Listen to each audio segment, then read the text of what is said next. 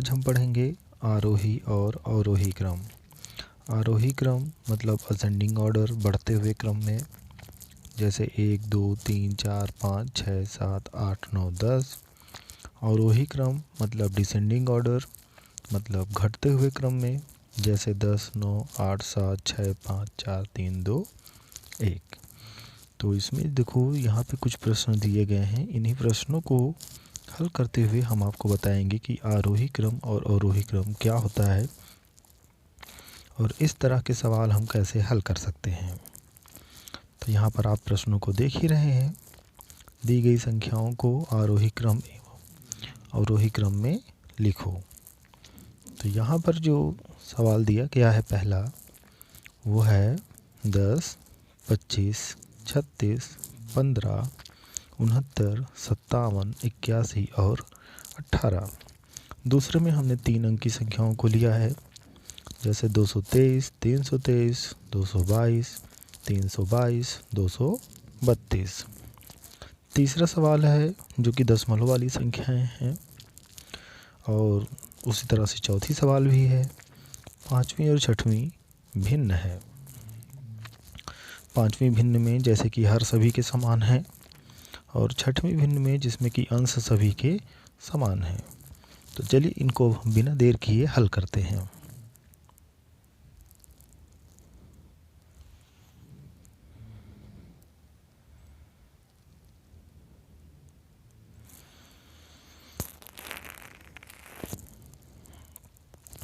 तो यहाँ पर हम देखते हैं कि जो पहली संख्या दी गई थी वो थी 10, 25, 36, 15, 69, 57, 81 और 18। तो इसमें ये सभी की सभी जो है दहाई तक की संख्याएं हैं। तो इसमें हम देखेंगे कि कौन सी संख्या सबसे छोटी है। तो हम यहाँ पर देखते हैं 10 जो कि सबसे छोटी है, तो उसको हम पहले लिखेंगे, क्योंकि हमको इसको आरोही क्रम में लिखना है, तो हम बढ़ते हुए क्रम में लिखना है। तो सबसे छोटी संख्या हम पहले लिखेंगे। तो हमने लिखा 10, और आरोही क्रम को दिखाने के लिए हम इस साइन का इस्तेमाल करते हैं, जो कि हमने यहाँ पे लगाया हुआ है। ठीक है, तो पहला हुआ 10 जो कि हमने यहाँ पे लिखा। दूसरी संख्या जो 10 से बड़ी है और दी गई संख्याओं में छोटी है, वो है 15, फिर 18, 25, 36, 57, 69 और 81। इन सभी संख्याओं को हमने बढ़ते हुए क्रम में दिखाने के लिए इस चिन्ह का इस्तेमाल किया है। जो संख्या बड़ी होती है उसकी तरफ ये 2 पॉइंट दिख रहे होते हैं, और जो संख्या छोटी होती है उसकी तरफ ये कोना दिखता रहता है। ठीक है, जैसे मान लीजिए 4 है और 5 है, तो 5 बड़ा है तो इसकी तरफ ये साइन लगेगा। ठीक है,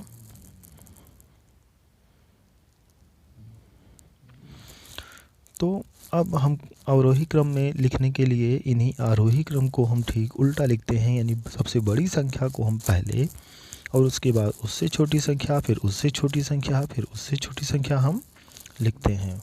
तो उसी तरह से हमने यहाँ पर भी लिखा हुआ है, जैसे 81, 69, 57, 36, 25, 18, 15 और 10।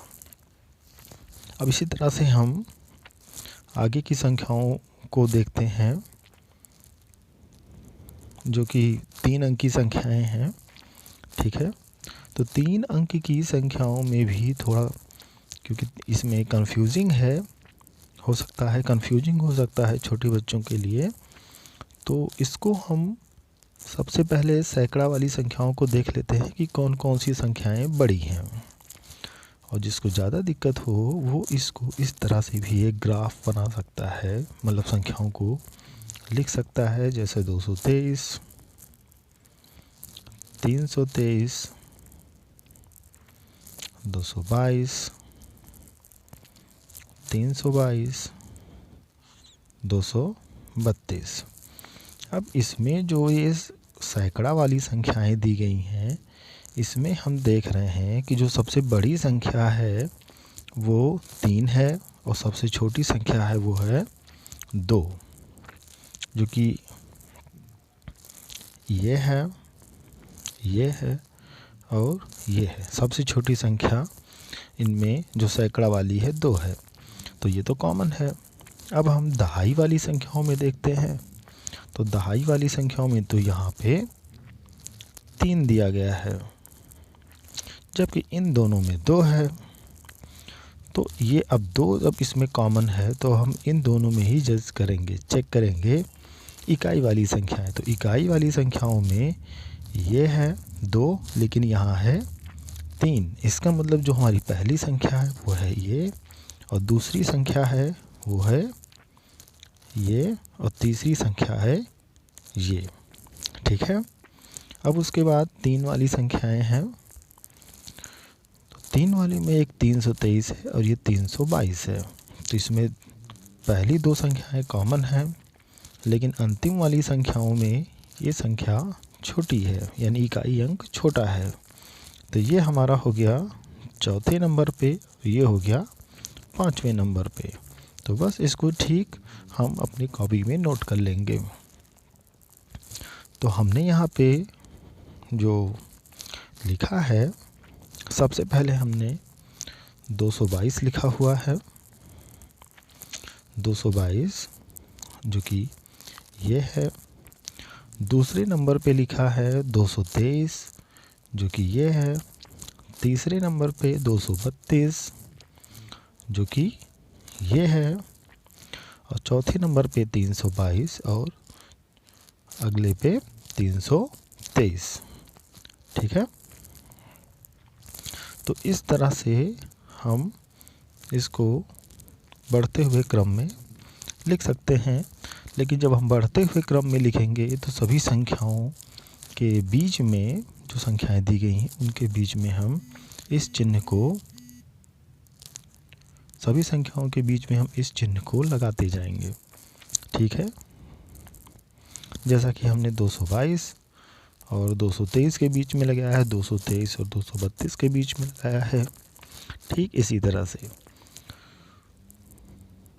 अब अवरोही क्रम में जब हम लिखेंगे, अगर हमको इन्हीं संख्याओं को अवरोही क्रम में भी लिखने के लिए कहा जाता है, तो ठीक हम इन्हीं संख्याओं से उल्टे क्रम में इसको हम लिख देंगे। जैसे 323, फिर 322, 232, 223 और 222। बस इसका चिन्ह परिवर्तित हो जाएगा। जब अवरोही क्रम में लिखते हैं तो हमारा ये चिन्ह लगता है। ठीक है। अब आगे बढ़ते हैं, दशमलव वाली संख्याओं को कैसे हम आरोही और अवरोही क्रम में लिखते हैं। तो दशमलव वाली संख्याओं में देखिए,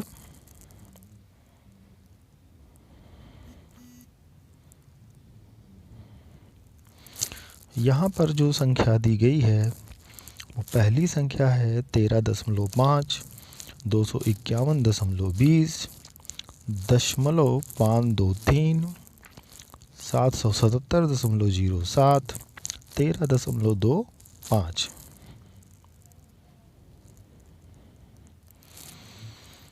तो यहाँ हम क्या करेंगे कि दशमलव के बाईं ओर की संख्याओं को हम देखेंगे कि कौन कौन सी संख्याएं सबसे छोटी हैं या सबसे बड़ी हैं। तो दशमलव के बाईं तरफ हम देखते हैं कि यहाँ 13 है, यहाँ 251, यहाँ 0 है, यहाँ 777 और यहाँ 13। तो 13 यहाँ पे कॉमन है, 13.25 और 13.5। ठीक है। लेकिन यहाँ बाकी हमारी सब एक एक संख्याएं दी गई हैं। ठीक है। तो यहाँ पर जो दशमलव के बाईं तरफ 0 दिया गया है, इसका मतलब ये सबसे छोटी संख्या है, क्योंकि यहाँ पे पूर्ण संख्या कोई नहीं है।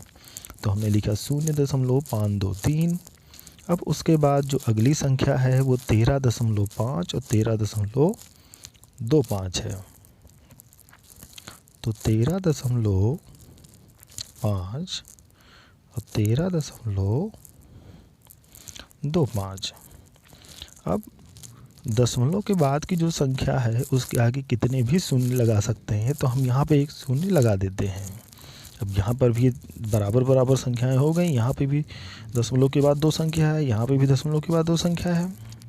तो यहाँ पर हम देखते हैं 25 है और यहाँ पे देखते हैं 50 है। तो 25 वाली संख्या छोटी मानी जाएगी क्योंकि 25 50 से छोटा होता है, इसलिए हमने इसको 13.25 पहले लिखा और 13.5 बाद में लिखा। ठीक है।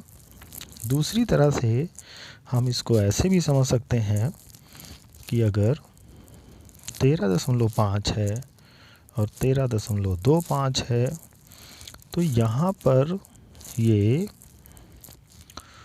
2 दशमलव के बाद जो संख्या, जैसे इसको हम इकाई पढ़ते हैं, इसको दहाई पढ़ते हैं, इकाई दहाई।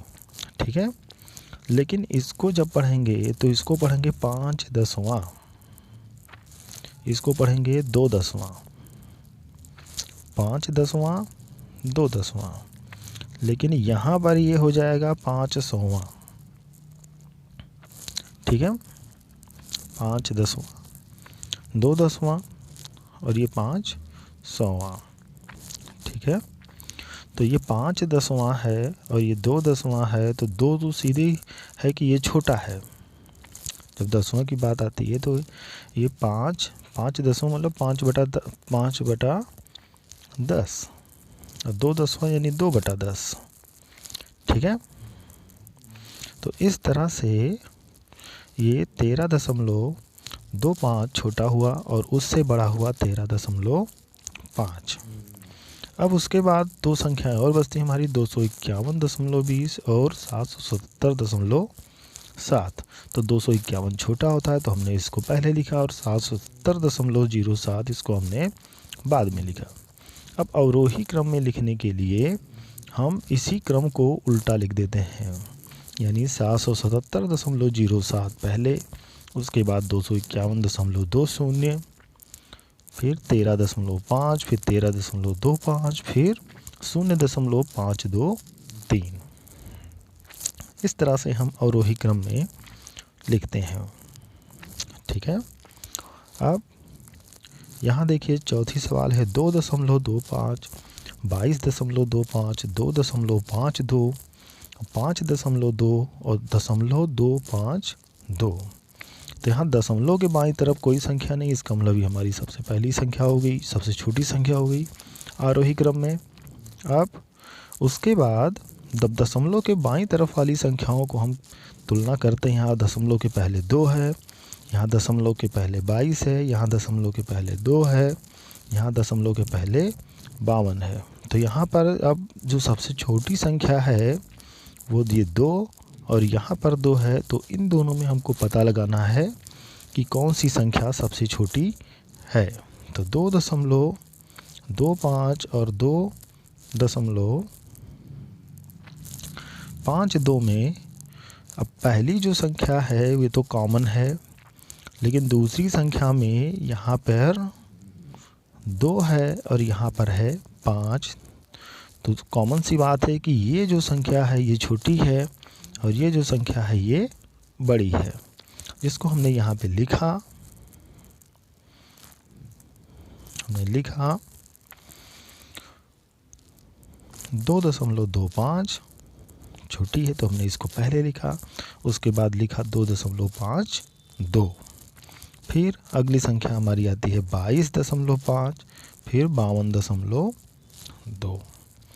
तो ये तरीका है आरोही क्रम में इसको लिखने का। बस चिन्ह हम इसको लगाते चले जाएंगे सभी संख्याओं के बीच में। ठीक है। अब दूसरी जो संख्या है, यही संख्याओं को अगर हमें अवरोही क्रम में लिखना है तो बस इसको हम इधर से लिखना शुरू करते हैं सभी संख्याओं को और चिन्ह ये लगाते हैं। ठीक है। चलिए अब आगे बढ़ते हैं।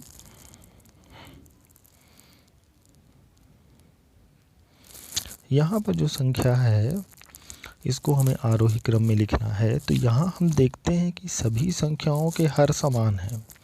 तो जब हर समान होते हैं तो अंश वाली जो संख्या छोटी होती है वो छोटी भिन्न होती है, और जो संख्या बड़ी होती है वो बड़ी भिन्न होती है।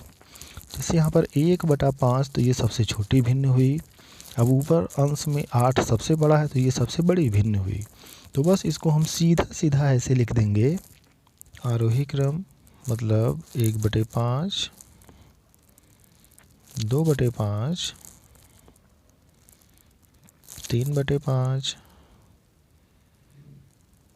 4/5, फिर 7/5 और लास्ट में बचता है हमारा 8/5। ठीक है, ये हमारा आरोही क्रम हो गया। अब जब हम इसको अवरोही क्रम में लिखेंगे तो इसी चीज़ को हम उल्टा लिखेंगे। हम लिखेंगे 8/5, 7/5, 4/5, 3/5,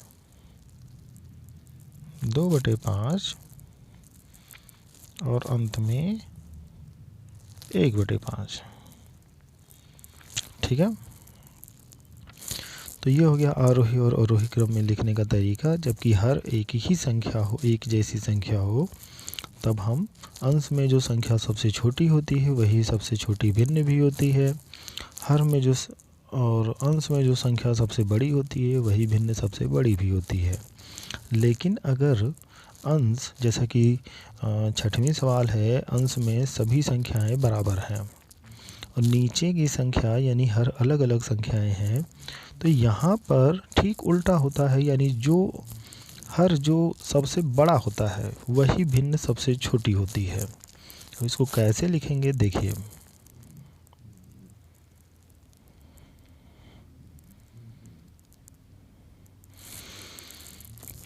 तो यहाँ पर हम देखते हैं कि 9 सबसे बड़ी संख्या है, उसके बाद 7 है, 6 है, 4, 3 और 2 है। तो जब हर सबसे बड़ी संख्या होती है जिसमें अंश एक ही संख्या हो, समान संख्याएं हों, और हर अलग अलग संख्याएं हैं जिसमें हर सबसे बड़ी संख्या है, तो ये भिन्न सबसे छोटी होगी। ठीक है, और ये भिन्न सबसे बड़ी होगी। तो इसको हम आरोही क्रम में सजाते हैं। इसको हम लिखेंगे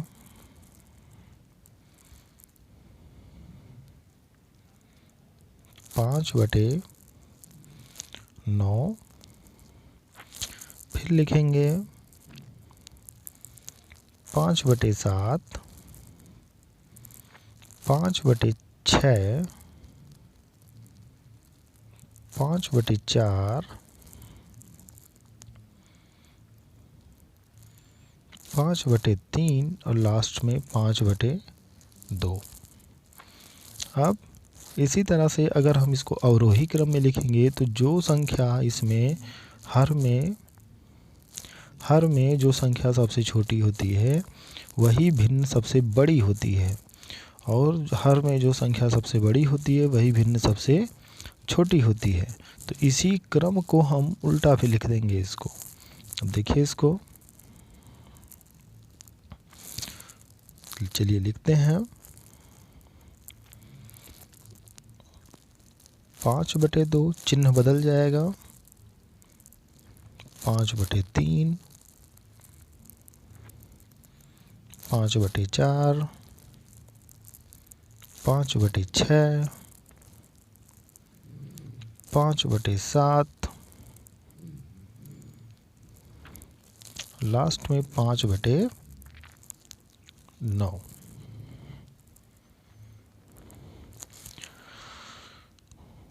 मैं आशा करता हूँ कि आपको समझ में आ गया होगा आरोही क्रम एवं अवरोही क्रम में लिखने का सही तरीका।